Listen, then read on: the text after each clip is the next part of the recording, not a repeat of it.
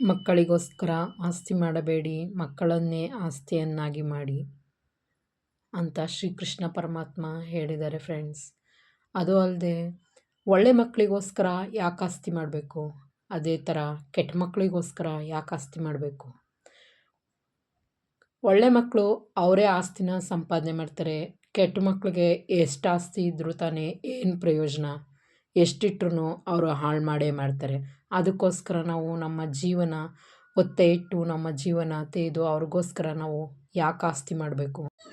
ಉತ್ತಮ ಸಂಸ್ಕಾರನ ಅವ್ರಿಗೆ ಹೇಳಿಕೊಟ್ರೆ ಮತ್ತು ಕಲಿಸಿದ್ರೆ ಅಷ್ಟೇ ಸಾಕಲ್ವಾ. ವೆಲ್ಕಮ್ ಬ್ಯಾಕ್ ಟು ಸುಷ್ಮಾ ಕುಟುಂಬ ಚಾನೆಲ್.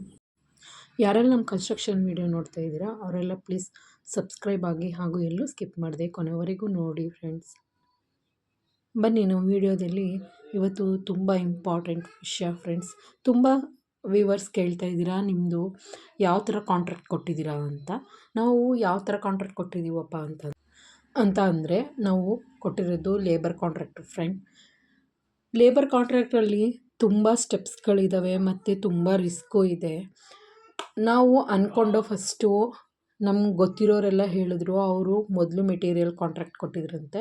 ಅವರೇ ಹೇಳಿದರು ನಮಗೆ ಮೆಟೀರಿಯಲ್ ಕಾಂಟ್ರಾಕ್ಟ್ ಅಂತೂ ಯಾವ ಕಾರಣಕ್ಕೂ ಕೊಡೋಕೆ ಹೋಗ್ಬೇಡಿ, ನೀವು ಮನೇಲಿ ಯಾರು ಒಬ್ಬರು ಇದ್ದೇ ಇರ್ತಾರಲ್ವ, ನೀವು ವರ್ಕ್ ಮಾಡೋಕ್ಕೆ ಹೋದರೆ ನಿಮ್ಮ ಮನೆಯವ್ರು ಯಾರನ್ನು ನೋಡ್ಕೊತಾರೆ ನೀವು, ಹಾಗಾಗಿ ಲೇಬರ್ ಕಾಂಟ್ರಾಕ್ಟ್ನೇ ಕೊಡಿ. ಆದರೆ ಲೇಬರ್ ಕಾಂಟ್ರಾಕ್ಟಲ್ಲಿ ಅವರು ಬರೀ ಲೇಬರ್ನ ಬಿಟ್ಟು ಕೆಲಸ ಮಾಡಿಸ್ತಾರೆ. ಹೀಗಾಗಿ ನೀವು ನಿಮ್ಗೆ ಯಾವ ಥರ ಮೆಟೀರಿಯಲ್ ಬೇಕೋ ಅದನ್ನು ನೀವು ಅವ್ರಿಗೆ ತಂದು ಹಾಕಿಸಿ ನೀವು ಕೆಲಸ ಮಾಡಿಸ್ಕೋಬೋದು ಅಂತ ಹೇಳಿದ್ರು. ಹಾಗಾಗಿ ನಾವು ಲೇಬರ್ ಕಾಂಟ್ರಾಕ್ಟ್ ಹತ್ರ ಹೋದೋ. ಲೇಬರ್ ಕಾಂಟ್ರಾಕ್ಟಲ್ಲಿ ಯಾವುದೇ ರೀತಿ ರೂಲ್ಸು ರೆಗ್ಯುಲೇಷನ್ನು ಏನೂ ಇರಲ್ಲ, ಮತ್ತು ಕಾಂಟ್ರಾಕ್ಟ್ ಪೇಪರು ಸಹ ಏನೂ ಇರೋಕ್ಕಾಗಲ್ಲ. ಅಂದರೆ ಅಗ್ರಿಮೆಂಟ ಅಂತ ನಾವೇನು ಮಾಡಿಸ್ಕೊಂಡಿಲ್ಲ, ನಮ್ಗೆ ಗೊತ್ತಿರೋರೇ ಅಲ್ವಾ. ಹಾಗಾಗಿ ನಾವು ಲೇಬರ್ ಕಾಂಟ್ರಾಕ್ಟ್ ಕಡೆ ಹೋಗಿದ್ದೀವಿ. ಲೇಬರ್ ಕಾಂಟ್ರಾಕ್ಟು ಇಲ್ಲಂತೂ ಫ್ರೆಂಡ್ಸ್ ನಮ್ಗೆ ಆದ ಅನುಭವ ಹೇಳ್ಕೊಳಕ್ಕೂ ಸಾಧ್ಯ. ಅದು ಅಲ್ಲದೆ ಇನ್ನೊಂದು ಖುಷಿ ವಿಚಾರ ಏನಪ್ಪ ಅಂದರೆ, ನಾವು ಈ ಲೆವೆಲ್ವರೆಗೆ ಅಂದರೆ RCC ಲೆವೆಲ್ವರೆಗೆ ನಾವೇ ಲೇಬರ್ ಕಾಂಟ್ರಾಕ್ಟ್ ಕೊಟ್ಟು ಮೆಟೀರಿಯಲ್ ಎಲ್ಲ ತಂದು ಹಾಕಿರೋದ್ರಿಂದ 2 ಲಕ್ಷ ರೂಪಾಯಿನ ಉಳಿಸ್ಕೊಂಡಿದ್ದೀವಿ ಫ್ರೆಂಡ್ಸ್. ಯಾರು ತಾನೇ ಒಂದೊಂದು ರೂಪಾಯಿ ಇಲ್ಲ ಅಂದರೂ ತಾನೇ ಯಾರು ಸಹ ಕೊಡೋಕ್ಕೆ ಸಾಧ್ಯ. ರಿಸ್ಕ್ ಇದೆ ಇದರಲ್ಲಿ, ರಿಸ್ಕ್ ಇಲ್ಲ ಅಂತ ಹೇಳೋಕ್ಕಾಗಲ್ಲ. ಮನೆ ಕಟ್ಟಬೇಕಾದ್ರೆ ರಿಸ್ಕ್ ಇಲ್ದೇ ಯಾರು ತಾನೇ ಹೇಗೆ ತಾನೇ ಮಾಡೋಕ್ಕೆ ಸಾಧ್ಯ ಅಲ್ಲ. ಅದೇ ಮತ್ತು ಲೇಬರ್ ಕಾಂಟ್ರಾಕ್ಟಲ್ಲಿ ಇನ್ನೊಂದು ಪ್ರಯೋಜನ ಏನು ಅಂದರೆ, ತುಂಬ ಪ್ರಯೋಜನಗಳಿದ್ದಾವೆ. ನಾವು ಏನು ಮಾಡ್ತೀವಪ್ಪ ಅಂದರೆ ಲೇಬರ್ ಕಾಂಟ್ರಾಕ್ಟಲ್ಲಿ ನಾವೇ ಕ್ಯೂರಿಂಗ್ ಮಾಡ್ಕೋತೀವಿ, ಮತ್ತು ನಾವೇ ಬಿಲ್ಡಿಂಗ್ನ ರೆಸ್ಪಾನ್ಸಿಬಿಲಿಟಿ ನಾವೇ ತೊಗೊಂಡಿರ್ತೀವಿ. ಇದಕ್ಕೆ ನಾವು ಬೇಕು ಅಂದರೆ ನಾವು ಕ್ಯೂರಿಂಗ್ ಮಾಡೋಕ್ಕೆ ನಮ್ಮ ಕೈಲಿ ಆಗಲ್ಲ ಅಂತ ಅಂದರೂ ಒಂದು ಪಕ್ಷದಲ್ಲಿ ಯಾರ್ಯಾರೋ ಸೆಕ್ಯೂರಿಟಿಗಳನ್ನ ಇಟ್ಕೊಂಡು ನಮ್ಮ ವಸ್ತುಗಳ ಬಗ್ಗೆ ಅವರೇ ಜವಾಬ್ದಾರಿಯುತರಾಗಿರ್ತಾರೆ, ಅವ್ರನ್ನೇ ಇಟ್ಕೊಂಡು ಮಾಡಿದ್ರೆ ಇನ್ನೂ ಒಳ್ಳೆಯದಾಗುತ್ತಲ್ವಾ.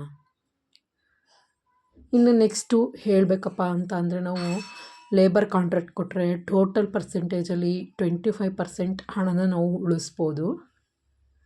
ಹಾಗೆ ಮೆಟೀರಿಯಲ್ ಕಾಂಟ್ರಾಕ್ಟ್ ಕೊಟ್ಟರೆ ಏನಾಗುತ್ತೆ ಅಂತ ಅಂದರೆ, ತುಂಬ ನಾವು ಅವ್ರು ಏನು ಹೇಳ್ತಾರೆ ಅದನ್ನು ನಾವು ಫಾಲೋ ಮಾಡಬೇಕಾಗಿರ್ತದೆ. ಏನೇ ಅಗ್ರಿಮೆಂಟಲ್ಲಿ ಇದ್ರೂ ನಾವು ಒಂದಲ್ಲ ಒಂದು ವಿಚಾರಕ್ಕೆ ನಾವು ಹೋಗಿ ಅವ್ರ ಹತ್ರ ಸಿಗಾಕೋಬೇಕಾಗಿರುತ್ತೆ.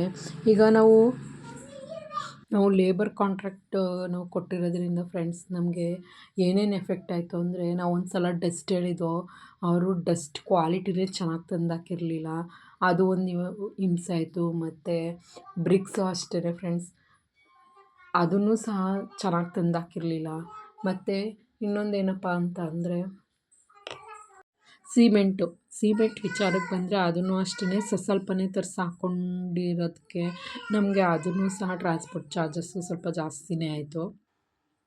ಈ ಥರ ನಾವು ಲೇಬರ್ ಕಾಂಟ್ರಾಕ್ಟ್ ಕೊಟ್ಟರೆ ಎಲ್ಲ ಮೆಟೀರಿಯಲ್ನೂ ನಾವೇ ತಂದು ಹಾಕಬೇಕು. ಮತ್ತು ಆ ಮೆಟೀರಿಯಲ್ ಕಾಸ್ಟು ಒಂದು ಕಡೆಯಿಂದ ಇನ್ನೊಂದು ಕಡೆ ಹೋಗ್ತಾ ಇದ್ದರೆ ಒಂದೊಂದು ಇದರಲ್ಲಿ ಒಂದೊಂದು ಟ್ರೇಡಲ್ಲಿ ಒಂದೊಂದು ಥರ ವ್ಯತ್ಯಾಸನೇ ಇರುತ್ತೆ. ಒಂದಿನ ಒಂದು ಅಮೌಂಟ್ ಇದ್ದರೆ ಇನ್ನೊಂದು ದಿನ ಇನ್ನೊಂದು ಅಮೌಂಟ್ ಇರುತ್ತೆ. ಇದೊಂದು ನಮಗೆ ತುಂಬ ಅಂದರೆ ತುಂಬ ಲಾಸ್ ಆಗುತ್ತೆ. ಇನ್ನು ಮೆಟೀರಿಯಲ್ ಕಾಂಟ್ರಾಕ್ಟ್ ಬಂದರೆ ಎಲ್ಲನೂ ಅವರೇ ವಹಿಸ್ಕೊಂಡಿರ್ತಾರೆ ಫ್ರೆಂಡ್ಸು. ಅವರೇ ವಹಿಸ್ಕೊಂಡಿರೋದ್ರಿಂದ ಅವರು ತುಂಬ ಬಿಲ್ಡಿಂಗ್ಗಳನ್ನ ಒಪ್ಕೊಂಡವರು, ಕಾಂಟ್ರಾಕ್ಟರು ತುಂಬ ಬಿಲ್ಡಿಂಗ್ನ ಅವರು ಡೆವಲಪ್ ಮಾಡ್ತಾ ಇರ್ತಾರೆ, ಹಾಗೆ ಕಟ್ಟಿಸ್ತಾ ಇರ್ತಾರೆ. ಅವ್ರಿಗೆ ಒಂದೊಂದು ಮೆಟೀರಿಯಲ್ಗಳು ಅವರು ಹೋಲ್ಸೇಲಲ್ಲಿ ತಗೊಳ್ಳೋದ್ರಿಂದ ಸ್ವಲ್ಪ ಕಡಿಮೆನೂ ಕೊಡ್ತಾರೆ ಅವ್ರಿಗೆ. ನಾವು ಏನಿಲ್ಲ, ನಾವು ಒಂದೊಂದೇ ಸರಿ ಒಂದು ಮನೆ ಕಟ್ತೀವ, 2 ಮನೆ ಕಟ್ತೀವ ಅಷ್ಟೇ. ಅವ್ರಿಗೆ ಎಷ್ಟು ಹೋಲ್ಸೇಲ್ ರೈಟುಗೆ ನಮಗೇನು ಕೊಡೋಲ್ಲ. ಅವರು ಯಾವ ಥರ ಮಾರ್ತಾ ಇರ್ತಾರೆ ಅದೇ ರೇಟಿಗೆ ಕೊಡ್ತಾ ಇರ್ತಾರೆ ನಮಗೆ. ಇದೊಂದು ನಮಗೆ ಲಾಸ್ ಆಗುತ್ತೆ. ಇನ್ನು ಲೇಬರ್ ಕಾಂಟ್ರಾಕ್ಟಲ್ಲಿ ನಾವು ಮನೇಲಿ ಯಾರಾರ ಒಬ್ಬರು ಅನುಭವಸ್ಥರು ಇದ್ರೆ ಮಾತ್ರ ನಾವು ಕೊಟ್ಟು ಲೇಬರ್ ಕಾಂಟ್ರಾಕ್ಟ್ಗೆ ಮನೆ ಕಟ್ಟಕ್ಕೆ ಸಾಧ್ಯ ಆಗುತ್ತೆ. ಮನೆ ಹತ್ರನೇ ಮನೆ ಕಟ್ಟೋಕ್ಕೆ ಅಂತಲೇ ಒಬ್ರು ಇರಬೇಕು, ಅದನ್ನ ನೋಡ್ಕೊಳ್ಳೋಕ್ಕೆ ಅಂತಲೇ ಒಬ್ರು ಇರಬೇಕು. ಹೀಗೆ ಮಾಡೋದ್ರಿಂದ ನಮ್ಮ ಮನೆ ಕಟ್ಟಿದ್ದು ಸಾರ್ಥಕ ಆಗುತ್ತೆ ಮತ್ತು ನಾವೇನೋ ಎಲ್ಲೋ ಒಂದು ಕಡೆ ನಾವು ಉಳಿಸ್ಬೋದು ಇದರಿಂದ. ಮತ್ತು ನಾವೇ ಓನಾಗಿ ನಿಂತ್ಕೊಂಡು ಮಾಡಿಸೋದ್ರಿಂದ ಸ್ವಲ್ಪ ಮೆಟೀರಿಯಲ್ ಅಂತ ಅಂದರೆ ಲಾಸ್ಟ್ ಕೊನೆಯಲ್ಲಿ ಡಸ್ಟು ಮತ್ತು ಸಿಮೆಂಟು ಎಲ್ಲ ವೇಸ್ಟ್ ಮಾಡಿಬಿಡ್ತಾರೆ, ಹಾಗಾಗೆ ಬಿಟ್ಟು ಹೊರ್ಟೋಗ್ಬಿಡ್ತಾರೆ. ಆದರೆ ಮೆಟೀರಿಯಲ್ ಕಾಂಟ್ರಾಕ್ಟಲ್ಲಿ ಆ ಥರ ಇರೋದಿಲ್ಲ. ಎಲ್ಲರೂ ಅವರೇ ನೀಟಾಗಿ ಒಂದು 7 ಗಂಟೆ ಈವ್ನಿಂಗ್ 7 ಗಂಟೆವರೆಗೂ ಅವರು ಕೆಲಸ ಮಾಡ್ತಾ ಹೋಗ್ತಾರೆ. ನಮ್ಮ ಲೇಬರ್ ಕಾಂಟ್ರಾಕ್ಟಲ್ಲಿ ಆ ಥರ ಇರೋಲ್ಲ. ಟೈಮ್ ಅಂದಮೇಲೆ ಟೈಮು, ಅದು ವಿಪರೀತ ವೇಸ್ಟ್ ಮಾಡಕ್ಕೆ ಬಿಡ್ತಾರೆ. ಆದರೆ ನಮ್ಮ ಮನೇಲಿ ಆ ಥರ ಏನು ವೇಸ್ಟ್ ಮಾಡೋಕ್ಕೆ ನಾವು ಬಿಡಲಿಲ್ಲ. ನಮ್ಮ ಮನೇಲಿ ನಾವೇ ಇದ್ವಲ್ಲ, ಹಾಗಾಗಿ ಹೆಚ್ಚು ಕಮ್ಮಿ ನೋಡ್ತಾ ಮಾಡ್ತಾ ಅವ್ರಿಗೆ ಈ ಕಡೆ ತೊಗೊಳ್ಳಿ ಈ ಕಡೆ ತೊಗೊಳ್ಳಿ ಅಂತ ಹೇಳ್ತಾ ನಾವು ಮಾಡಿಸ್ಕೊಂಡು ಹೋದ್ವಿ. ಹಾಗಾಗಿ ನಮಗೆ ಸ್ವಲ್ಪ ಏನು ಮೆಟೀರಿಯಲ್ ಚಾರ್ಜಸ್ಸಲ್ಲಿ ನಾವು ಸ್ವಲ್ಪ ಯಾಮಾರ್ಬಿಟ್ಟು ಅಷ್ಟು ಬಿಟ್ಟರೆ ನಾವು ಲೇಬರ್ಸು ಕೆಲಸ ಮಾಡಿಸ್ಕೊಳ್ಳೋದ್ರಿಂದ ನಮಗೇನು ಅವ್ರೇನು ಪಾಪ ಮೋಸ ಮಾಡಲಿಲ್ಲ. ಚೆನ್ನಾಗೇ ನಮ್ಗೆ ಲೇಬರ್ಸು ಚೆನ್ನಾಗೇ ಕೆಲಸ ಮಾಡಿಸ್ಕೊಟ್ರು ನಮ್ಮ ಮೇಸ್ತ್ರಿ ಕಡೆಯಿಂದ. ಮತ್ತು ನಮ್ಮ ಮನೆ ಲೇಬರ್ ಕಾಂಟ್ರಾಕ್ಟ್ ಕೊಟ್ಟಿರೋದ್ರಿಂದ ನಾವು ತುಂಬ ಅಂದರೆ ತುಂಬ ಟೈಮ್ ಸ್ಪೆಂಡ್ ಮಾಡಬೇಕಾಗಿರುತ್ತೆ ಫ್ರೆಂಡ್ಸ್. ಅದೇ ಇನ್ನೇನಿಲ್ಲ, ಮೆಟೀರಿಯಲ್ ತರಿಸ್ಕೊಡೋದು, ಒಂದು ಖಾಲಿ ಆದ ತಕ್ಷಣವೂ ಓಡೋಗಬೇಕು ತರೋಕ್ಕೆ. ಆವಾಗ ಮನೇಲಿ ಯಾರಾರು ಫ್ರೀಯಾಗಿರಬೇಕು, ಅವ್ರು ಹೇಳಿದ ತಕ್ಷಣ ತಂದು ಹಾಕ್ಕೊಡೋಕ್ಕೆ. ಇಲ್ಲಾಂದರೆ ಮುಂಚಿತವಾಗೇ ನಾವು ಅವ್ರದ್ದು ನಂಬರೆಲ್ಲ ತೊಗೊಂಡು, ಅಂದರೆ ಮೆಟೀರಿಯಲ್ ನಾವು ಹಾಕಿಸ್ಕೊತಾ ಇರ್ತೀವಲ್ಲ ಅವ್ರ ನಂಬರ್ನೆಲ್ಲ ತೊಗೊಂಡು ಮುಂಚೆನೇ ನಾವು ಇಷ್ಟು ಮೂಟೆ ಬೇಕು, ಇವತ್ತಿಗೆ ಬೇಕು ಅಂತ ಹೇಳಿ ನಾವು ತೊಗೊಂಡು ಇಟ್ಕೋಬೇಕು. ಇನ್ ಕೇಸ್ ನಮ್ಗೆ 1 ಮೂಟೆ 2 ಮೂಟೆ ಸಾಕಾಗಲ್ಲ ಅಂದ್ರೂ ನಾವು ಎಕ್ಸ್ಟ್ರಾ ಅದಕ್ಕೆ ಟ್ರಾನ್ಸ್ಪೋರ್ಟ್ ಚಾರ್ಜ್ ಕೊಟ್ಟು ನಾವು ತರಬೇಕಾಗಿರ್ತದೆ. ಅದಂತೂ ಬಿಗ್ ಲಾಸ್ ನಮಗೆ. 1 ಮೂಟೆ ಸಿಮೆಂಟ್ ತೊಗೊಬಂದ್ರೂ ಅಷ್ಟೇ ನಾವು ಟ್ರಾನ್ಸ್ಪೋರ್ಟ್ ಚಾರ್ಜ್ ಕೊಡಬೇಕು, 50 ಮೂಟೆ ತಂದ್ರೂ ಅಷ್ಟೇ ಟ್ರಾನ್ಸ್ಪೋರ್ಟ್ ಚಾರ್ಜ್ ಕೊಡಬೇಕು. ಆದರೆ ಮೆಟೀರಿಯಲ್ ಕಾಂಟ್ರಾಕ್ಟಲ್ಲಿ ಎಲ್ಲನೂ ಅವ್ರಿಗೆ ವಹಿಸಿರೋದ್ರಿಂದ ಆ ಥರ ಏನು ಪ್ರಾಬ್ಲಮ್ಗಳು ನಮ್ಗೆ ಆಗೋದಿಲ್ಲ. ಅಂದರೆ ಅವ್ರು ಯಾವ ಥರ ಸಿಮೆಂಟು, ಯಾವ ಥರ ಇಟ್ಟಿಗೆ ಮತ್ತು ಯಾವ ಥರ ಡಸ್ಟು ತರ್ಸಾಕ್ತಾರೋ ಅದನ್ನು ನಾವೆಲ್ಲ ಅಕ್ಸೆಪ್ಟ್ ಮಾಡ್ಕೊಳ್ಳೋ ರೀತಿ ಇರಬೇಕು. ಮತ್ತು ಯಾವಾಗಲೂ ಅವ್ರ ಹತ್ರ ಜಗಳ ಆಡ್ತಾನೆ ಇರಬೇಕು ಫ್ರೆಂಡ್ಸ್. ಇಲ್ಲ ನಮಗೆ ಈ ಡಸ್ಟ್ ಬೇಡಿ, ಈ ಸಿಮೆಂಟ್ ಬೇಡಿ, ಮತ್ತು ಕ್ಯೂರಿಗೆ ನೀವು ನೀಟಾಗಿ ಮಾಡಿಲ್ಲ. ಒಂದು ಸರಿ ಯೋಚನೆ ಮಾಡಿ ನೋಡಿ ಆ ಥರ ಎಲ್ಲ ಆಗುತ್ತೋ ಆಗಲ್ವೋ ಅಂತ. ಇನ್ನು ಕೆಲವರು ಮೆಟೀರಿಯಲ್ ಕಾಂಟ್ರಾಕ್ಟ್ ಕೊಟ್ಟು ಯಾವತ್ತೋ ಒಂದಿನ ಬಂದು ನೋಡ್ಕೊಂಡು ಹೋಗ್ತಾರೆ, ಅವ್ರು ತಲೆ ಕೆಡಿಸ್ಕೊಳ್ಳಲ್ಲ. ಆದರೆ ನಮ್ಮಂಥ ಮಿಡಲ್ ಕ್ಲಾಸ್ ಫ್ಯಾಮಿಲಿಯವರೆಲ್ಲರದು ಕತೆ ಇಷ್ಟೇ ಅಲ್ವಾ. ನಾವು ಮೆಟೀರಿಯಲ್ ಕೊಟ್ಟೇ ನಾವು ವರ್ಕ್ ಮಾಡಿಸ್ಕೋಬೇಕಾಗಿರುತ್ತೆ. ನಮಗಾಗಿದ್ದ ಅನುಭವದ ಪ್ರಕಾರ ನಾನು ಹೇಳೋದು ಮೆಟೀರಿಯಲ್ ಕಾಂಟ್ರಾಕ್ಟ್ಗಿಂತ ಲೇಬರ್ ಕಾಂಟ್ರಾಕ್ಟ್ ಬೆಟರ್ ಫ್ರೆಂಡ್ಸ್. ಇದರಿಂದ ನಮಗೆ ದುಡ್ಡು ಸೇವ್ ಆಗುತ್ತೆ, ಮತ್ತು ನಮ್ಗೆ ಯಾವ್ದು ಬೇಕೋ ಆ ಮೆಟೀರಿಯಲ್ ಸ್ವಲ್ಪ ಜಾಸ್ತಿ ಆದ್ರೂ ಪರವಾಗಿಲ್ಲ, ನಾವೇ ನಮ್ಮ ಕಣ್ಣೆದುರುಗಡೆ ಎಲ್ಲನೂ ತರಿಸಿ ಹಾಕಿ ಅದ್ರನ್ನ ಕ್ವಾಲಿಟಿ ಎಲ್ಲನೂ ಚೆಕ್ ಮಾಡಿ ನಮಗೆ ಬೇಕೋ ಬೇಡವಾ, ಇದು ಇಷ್ಟ ಆಗುತ್ತೋ ಆಗಲ್ವೋ ಅಂತ ನೋಡಿ ಮಾಡಿ ನಾವು ತಂದು ಹಾಕ್ಬೋದು. ಕೊನೆಯದಾಗಿ ಈ ವಿಡಿಯೋ ಮೂಲಕ ನಾನು ಏನು ಹೇಳ್ತೀನಿಯಪ್ಪ ಅಂದರೆ, ಒಬ್ಬರು ಒಂದೊಂದು ಥರ ಇಲ್ಲ ಲೇಬರ್ ಕಾಂಟ್ರಾಕ್ಟ್ ಕೊಡಿ ಅಂತಾರೆ, ಮೆಟೀರಿಯಲ್ ಕಾಂಟ್ರಾಕ್ಟ್ ಕೊಡಿ ಅಂತ ಹೇಳ್ತಾರೆ.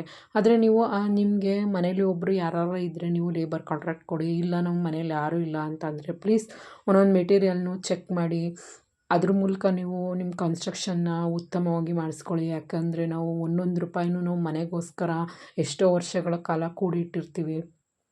ಅದರಲ್ಲೂ ನಮ್ಮ ಮಿಡಲ್ ಕ್ಲಾಸ್ ಫ್ಯಾಮಿಲಿಯವರಂತೂ ತುಂಬ ವರ್ಷಗಳಿಂದ ಕನಸು ಕಟ್ಕೊಂಡಿರ್ತೀವಿ.